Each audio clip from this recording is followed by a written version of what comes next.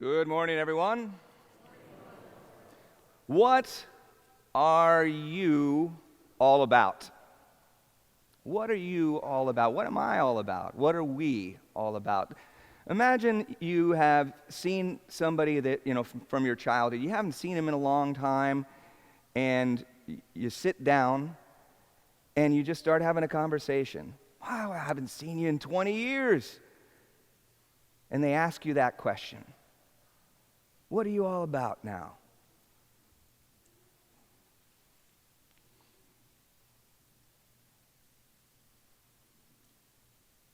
Today we celebrate the solemnity of the Holy Trinity, and this is probably, and Father probably would agree, that if somebody is going to preach heresy, they're probably going to preach it on Holy Trinity Sunday. So they're about, I don't know, any idea how many, it's true, is that, how many heresies there are? I mean, it's over 10. And when I say heresy, what I mean is that thinking is not consistent with what Jesus revealed about God, and that the Holy Spirit then confirms that through the church, the bishops in union with the Holy Father. Okay, so probably the two most popular heresies or wrong thinking with regards to the Holy Trinity. One is subordinationism. So you look at God the Father as the big God, all right, and then you look at Jesus as the middle God, and then the Holy Spirit is the little God. Okay, so that's simply not true. Okay, they're one God, three persons. Okay, in unity and power.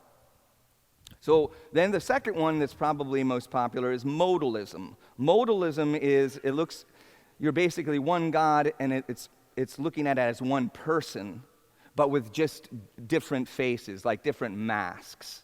All right, and that is inconsistent with what Jesus revealed to us about the Holy Trinity. So what can we say without heresy, all right, that's straightforward and it's palatable and has application in our life? I remember it just by making the sign of the cross. And a lot of times we make the sign of the cross so it's a real small cross. Boop. All right? But if we really make a good sign of the cross, there's a space right here at the heart. See, the Father gives himself completely to the Son, and the Son receives himself and gives himself completely back to the Father. And this exchange is so powerful that it's another person. And so what we have and what we can say profoundly about the Holy Trinity is that the Holy Trinity is a perfect communion of persons. Now that is very significant because you and I are made in the image and likeness of God. So we are made in the image and likeness of a perfect communion of persons. So, what are you all about? What am I all about? Well, that brings us back to the Easter message. Are you all about pleasure? Are you all about popularity? Are you all about prestige, power? We know the answer. It's all about purpose, okay? And we also know what's my purpose. My purpose is to know God, to love him, and to serve him, and to be with him forever in the next. So, but it's an unfolding there. And what are we all about? We were made to be all about communion and cultivating communion. I don't know where you're going to be later on today. Maybe you're going to be with a group. Or maybe you're going to go to work tomorrow and you'll be with a group. And what are you all about? Pleasure, popularity, power, prestige. Or do you see your purpose and you realize, I'm called to bring people together, to cultivate communion? I think there's three fundamental ways in which we can do that. First and foremost is gratitude, that we are grateful for what we have. the gift of our life, our faith, our family, our friends, our vocation, with a deep sense of gratitude. You enter into a group, there's going to be clarity, and we'll live out our purpose. So a sense of gratitude. Remember, gratitude determines your attitude.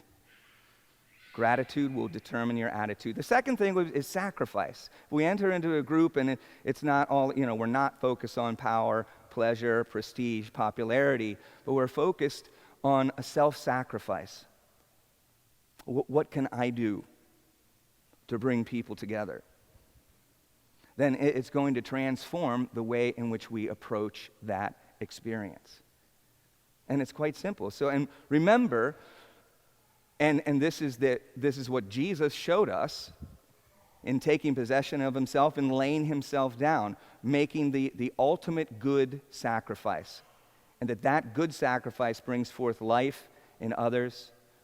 It brings forth life in us. So if we have that disposition of sacrifice in the context of gratitude, we're in the right place. The last thing is patience. And that is built on the other two. And at the last Mass, there must have been 15 children under 3. No children's liturgy there at Sacred Heart of Mary. So, and it's just kind of funny, just rustling the whole time. And by the way, the sound of children in a church is the sound of life. And, we have patience with parents who have small children. Now, I don't want you to give him a candy bar before Mass or something like that, rile him up or pinch him so he screams. But the reality is it's wonderful to hear, and it's so funny. I think our response was, thanks be to God. And then the little children said, no! And so it's just kind of funny how that unfolds. But just the whole Mass, built on this understanding of gratitude, of what's in my life, the invitation of self-sacrifice, and that sense of patience. You know who's the most patient person with you and me?